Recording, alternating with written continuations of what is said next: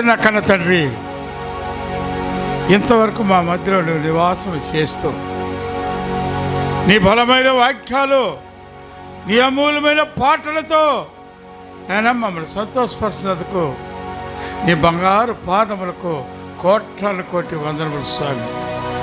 అవును ప్రభా, నువ్వు జీవము కలిగిన దేవుడివి, యథావిధతగా మాతో మాట్లాడుతున్న దేవుడివి. మేము మనుషులు మొక్కలు చూసి మాత్రమే మాట్లాడగలిగిన వరకు ఉన్నాం. ఆకాశం నుండి నీ దివ్యవాక్కులు తెరిచి నీ పరిశుద్ధ నైనా ఫలాలు ఈ మందిరంలో కుమ్మరించు.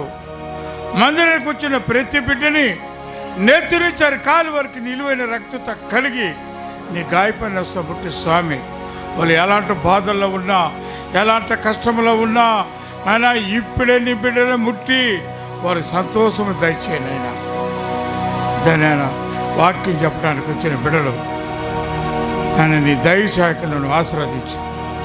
వాళ్ళు చేస్తున్న నన్ను సేవను బలపరచు. నన్ను కరెంట్ని నీ అదుపులో తీసుకున్నావు.